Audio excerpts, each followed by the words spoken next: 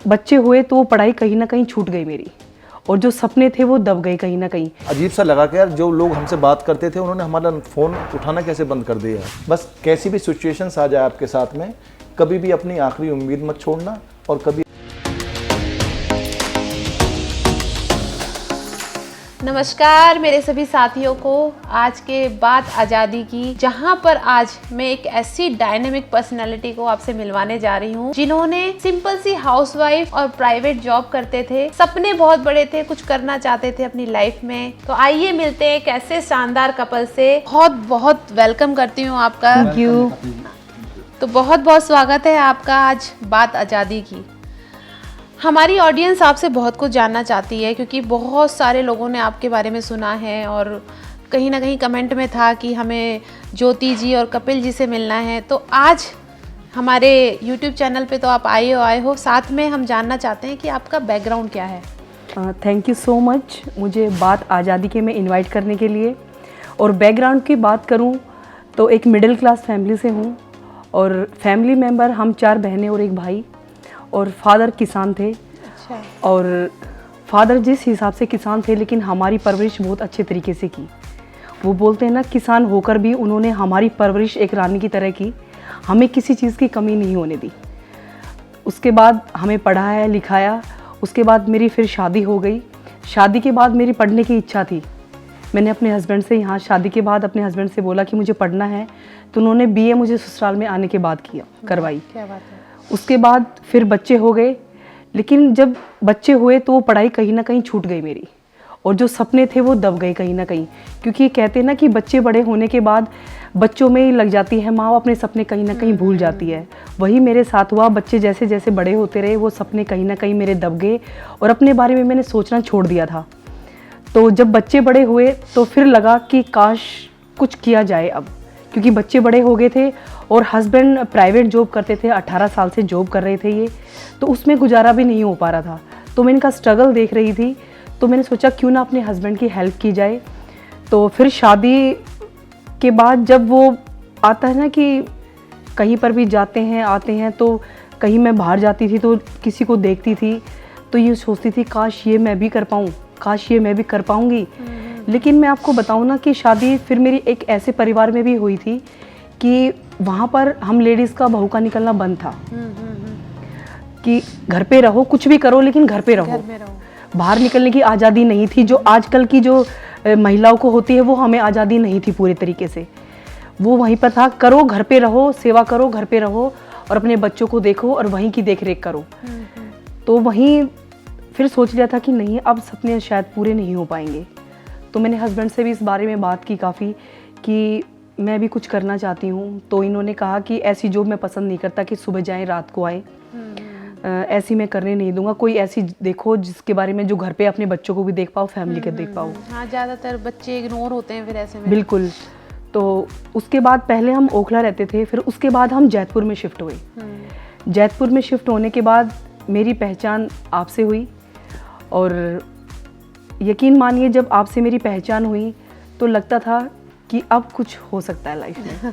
बहुत अच्छा लगा आपकी जर्नी के बारे में जान के। आप बहन भाई सब फैमिली में और इन लॉज के आके भी आपने पूरी जिम्मेदारी से निभाया।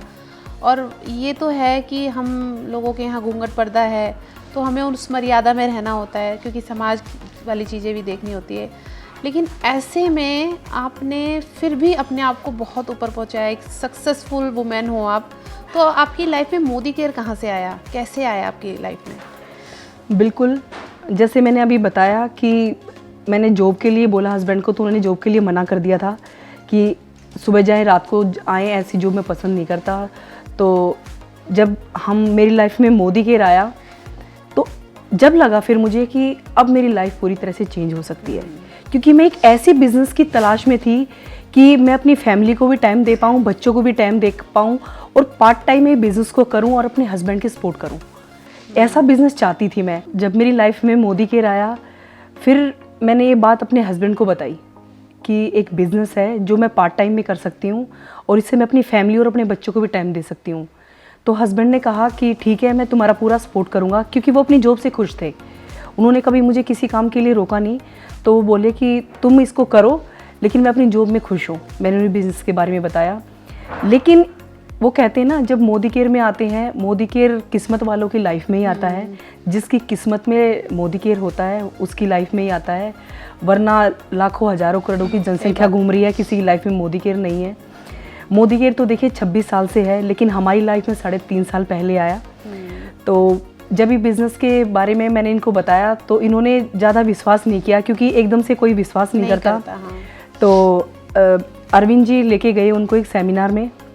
जब वहाँ पर सुरेखा मैम आई हुई थी तो अरविंद जी ने इनको बोला कि कपिल जी, यहाँ पर सुरेखा मैम आ रही हैं जो 75 लाख रुपए महीना कमा रही हैं, हम ऐसी शख्सियत से मिलेंगे। तो इन्होंने क्वेश्चन किया कि 75 लाख रुपए महीने का या साल का?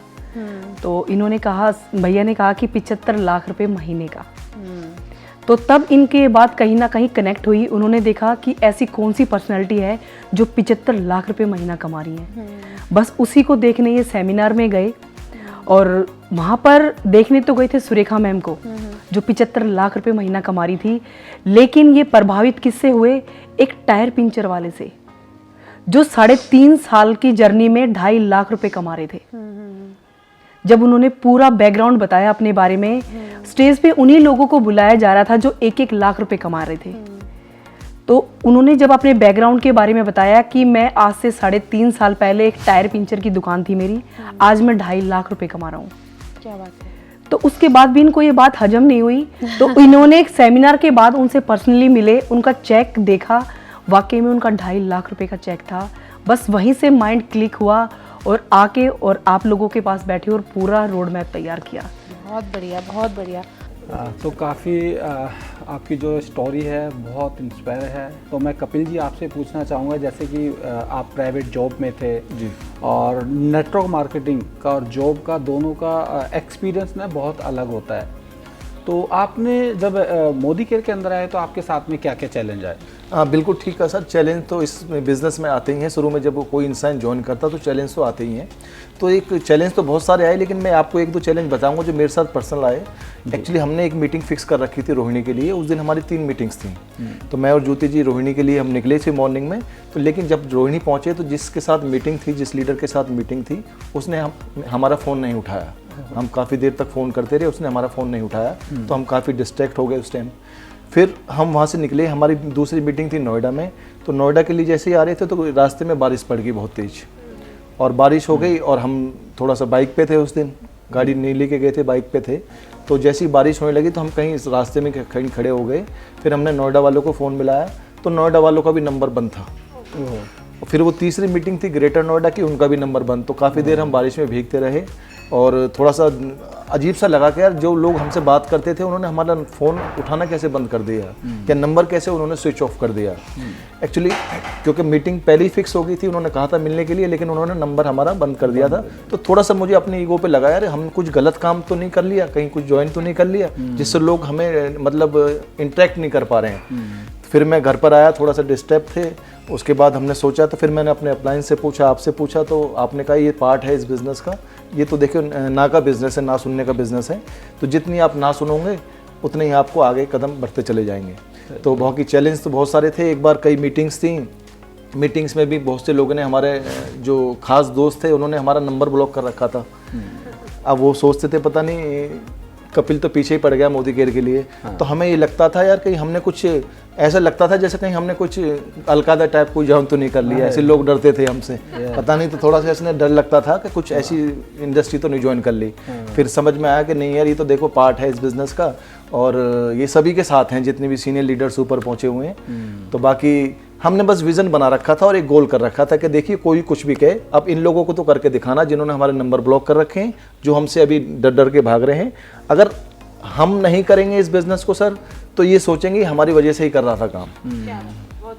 अब मान लीजिए मैंने 10 लोगों ने मुझे मना किया, अगर मैं बिल्कुल बैठ जाऊंगा तो वो सोचेंगे जी मेरी वजह से ही काम कर रहा था, मैंने काम नहीं किया तो इन्होंने काम नहीं किया। अब मुझे उन 10 लोगों को ही दिखाना है, ये धीरे धीरे सब मेरे पास आ जाएंगे। वेरी गुड जी। हमारी ऑडियंस जानना चाहते हैं कि इतना कुछ होने के बाद भी आपने अभी तक का क्या क्या अचीव किया है?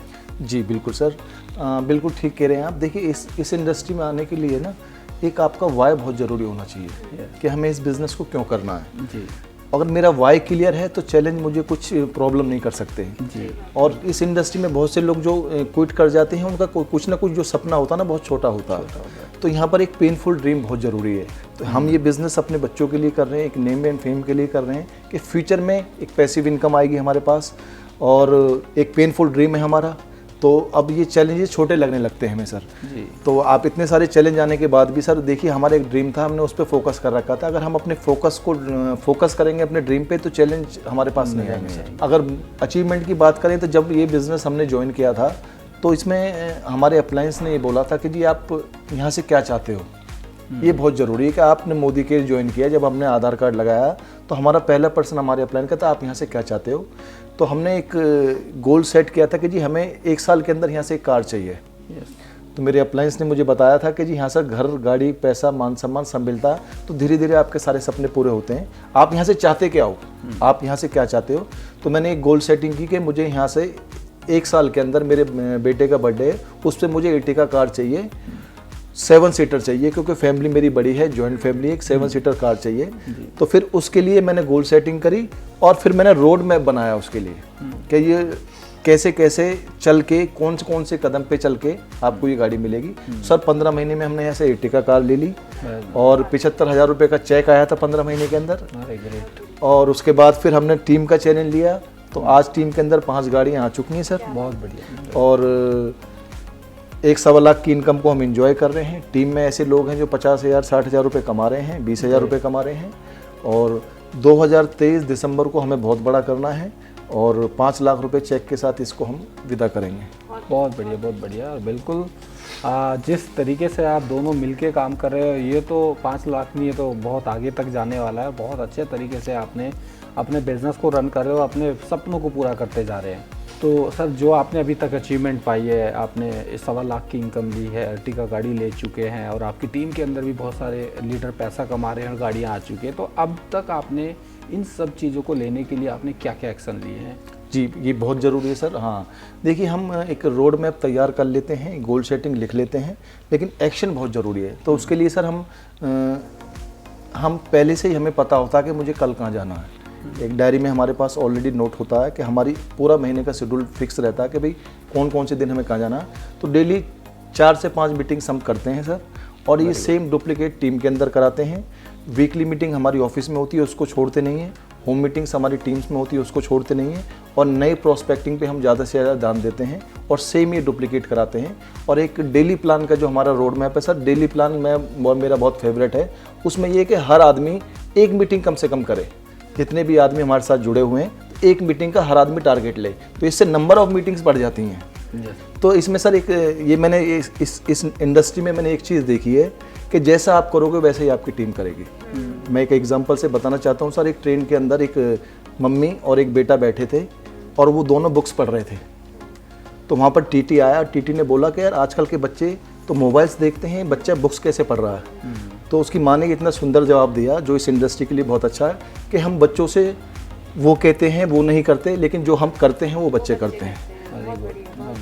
तो इसमें ये है कि सर जो आप करोगे सेम टीम आपकी डुप्लीकेट करेगी। एक्शन में क्या कि डेली हमें प्लान दिखाना है सर, डेमो दिखाना है और अपनी टीम के अंदर सेम डुप्लीकेट कराना। डुप्लीकेशन का बिजनेस है सर ये। बहुत ही इंस्पायरिंग स्टोरी है। आप दोनों बहुत डेडिकेशन से काम कर रहे हो और मैंने आपका ऑरा देखा है जहाँ पर आपको एज ए पेरेंट्स आपने अपने आप को, अपने बच्चों को ट्रीट किया है। अगर आपने इन लॉज को भी बहुत अच्छे तरह से और अपनी फैमिली को भी एक अच्छे तरह से आपने निभाया है और अपने सारे किरदारों पे आप बहुत ऊपर रहे हो। और इस इंडस्ट्री में आने के बाद तो आप मान सम्मान के साथ साथ कहीं ना कहीं पूरी इंटायर टीम और पूरे हिंदुस्तान में ज्योति जी, कपिल जी की गूंज है। अब आप आगे आपके गोल क्या हैं? आप मतलब नेक्स्ट टारगेट क्या है आपका? बिल्कुल, गोल की बात करूं, जैसे भी बताया कि प्राइवेट जॉब में मेरे सपने नहीं थे, ना ही मैंने कभी गोल के बारे में सोचा कि ज़िंदगी में भी कोई गोल हो सकता है। लेकिन नॉर्मल लाइफ में कहाँ सोचते हैं क्योंकि उसमें कब लगता नहीं था सपने पूरे हो पाएंगे। लेकिन मोदी केयर में आने के बाद सपने देखना शुरू किया कि वाकई में सपने पूरे हो सकते हैं। क्योंकि मैंने ऐसी ऐसी हस्तियों को देखा है जो टायर पंचर वाले थे, पानी के पाउच बेचने वाले थे, या कोई ठेले या सब्जी लगाता था, उनको देखा है स्ट्रगल करते हुए 2-2 ढाई लाख रुपए कमाते हुए। जब उनके सपने हो सकते तो मैंने सोचा कि यहाँ से मेरे सारे सपने पूरे हो सकते हैं। तो मैंने तभी टारगेट लिया, एक सबसे बड़ा टारगेट जो मेरा मेन है, मेरा यहाँ से मोटो है पैसे कमाने का। रीज़न क्या है? रीज़न ये है क्योंकि मेरे हस्बैंड 18 साल से प्राइवेट जॉब कर रहे थे, तो मैंने वो स्ट्रगल पीरियड देखा है। जब सैलरी मिलती थी, 2 तारीख को सैलरी मिलती थी, लेकिन 5 से 6 तारीख के बाद में सैलरी ख़त्म हो जाती थी। उस दौर पे बच्चों की फ़ीस भरना, घर को मैनेज करना मेरे लिए बहुत मुश्किल था। जब मुझे पैसों की अहमियत का पता चला कि पैसे कितने ज़रूरी हैं, और आज के दौर में मैं बताऊँ ना कि इंसान की इतनी कदर नहीं जितनी पैसों की है। तो मैंने जभी से ठान लिया कि मुझे इस प्लेटफॉर्म में जाना, तो मुझे पैसा कमाना है, क्योंकि मैंने वो दौर देखा है पैसों का। मैंने अपने बच्चों को एक एक चैलेंज के लिए देखा है। जब बच्चे मुझे कभी किसी चीज़ के लिए बोलते थे तो कहीं ना कहीं मैं बोलती थी कोई नहीं बेटा, अगले महीने लेंगे, क्योंकि उनको नहीं बता सकती कि मेरे पास पैसे नहीं है। तो तभी मैंने सोच लिया था कि मोदी केयर में पैसा कमाना है, कि मुझे अपने बच्चों के सपने पूरे करें, ये मेरा सबसे बड़ा गोल है। मुझे अपने बैंक बैलेंस इतना करना है जितना मेरे फ़ोन में नंबर है। अरे वाह, क्या बात है। तथास्तु, जल्दी जल्दी आपके ये सारे गोल पूरे हों। बिल्कुल। और टीम को लेके कुछ टारगेट सेट किए हैं आपने? बिल्कुल, जैसे मैं यहाँ इस मुकाम पे पहुँची हूँ, जैसे मेरी जर्नी यहाँ तक आई है और जहाँ से मेरे सारे सपने पूरे हो पाए हैं, पूरी जी जान लगा देंगे। अब हमें अपनी टीम को यहाँ तक लेके आना है। बहुत बढ़िया। जो इंसान हमारे साथ ज्वाइन हुआ है, जिस विश्वास पे ज्वाइन हुआ है, उसके सारे ड्रीम और सारे सपने हमें पूरे करने हैं, चाहे हम दिन रात मेहनत कर दें। बहुत बढ़िया। तो ज्योति जी और कपिल जी, आप दोनों से मिलके हम दोनों को तो बहुत अच्छा लग रहा है, और जिस विजन के साथ और जो ईमानदारी के साथ आपने हर किसी के साथ रिलेशन बिल्ड किए हैं, और आप अपनी टीम को डे बाय डे ग्रोथ करा रहे हो, और एक बहुत अच्छी टीम मैनेजमेंट करते हो आप, तो इस हिसाब से तो मुझे लगता है कि वो दिन दूर नहीं कि आप अपने हेलीकॉप्टर में भी होंगी, और पूरा विश्वास है मुझे। तो हमारी ऑडियंस जानना चाहती है कि आपके वो कौन से टिप्स हैं जिसको वो फॉलो करके वो भी कामयाब हो जाए। जी सर, हाँ सर, इसमें सर एक ही टिप्स है सर, आपको सर एक गोल सेटिंग करनी होगी और उसके ऊपर एक्शन लेना होगा। और हमारा जो कंपनी का मैनेजमेंट का सिस्टम है, सिस्टम से कनेक्ट होना पड़ेगा। जितने भी नए लोग आपके साथ जुड़ते हैं उनको सबसे पहले आप सिस्टम में कनेक्ट कराइए। 4-2 का 1 बहुत अच्छा सिस्टम है सर हमारा। 4 वीकली मीटिंग, 2 ट्रेनिंग और एक बहुत बड़ा इवेंट। देखिए, इस इंडस्ट्री की ताकत ना आपको इवेंट में पता चलेगी। तो जैसे बताते हैं पानी की ताकत, अब एक लीटर बोतल में अगर हम पानी देखते हैं तो हमें लगेगा पानी इतना ही है, लेकिन जब हम समुद्र को देखेंगे तो पता चलेगा समुद्र कितना बड़ा है। तो इस इवेंट की ताकत, इस मोदी केयर की ताकत आपको इवेंट में पता चलेगी। और मैं आपसे सब लास्ट में एक ही गुजारिश करूंगा, जितने भी लीडर्स आज हमारे साथ हैं, जो सामने हमें सुन रहे हैं, बस कैसी भी सिचुएशंस आ जाए आपके साथ में, कभी भी अपनी आखिरी उम्मीद मत छोड़ना और कभी अपना हौसला मत छोड़ना। जो रब आपको यहाँ तक लेके आया वो आगे भी ले जाएगा। इस बिज़नेस में आने के बाद मैंने बहुत कुछ सीखा है, और एक प्यारा सा मैसेज आप सभी के लिए, ये ज़िंदगी है ना जनाब, तकलीफ़ तो होगी, वरना मरने के बाद तो जलने का भी एहसास नहीं होता। जो ये चैलेंज आते हैं ना, ये हर किसी की लाइफ में है। बस इस बिज़नेस में आने के बाद आपको एक ही चीज़ सीखनी है, वो है आपका पेशेंस। आपको पेशेंस बनाए रखना है। 2023 में नहीं, 2024 में आपके गोल पूरे होंगे, लेकिन 110% होंगे। करोड़पति आप 2023 में नहीं, 2024 में बनोगे, ये 110% है। लेकिन आपको क्या करना है? आपको अपना पेशेंस बनाए रखना है। तो दोस्तों, ये थे हमारे शानदार, जानदार, ज़बरदस्त कपल, जिन्होंने पूरे हिंदुस्तान में अपने नाम का डंका तो बजा ही रखा है, साथ में अपने साथ बहुत सारे ऐसे लोगों को अपने स्टोरी से प्रेरित किया है कि सब कोई आगे बढ़ रहा है। तो दोस्तों, फिर नेक्स्ट मिलते हैं किसी और डायनेमिक पर्सनैलिटी के साथ। आप हमारे साथ बने रहे। धन्यवाद।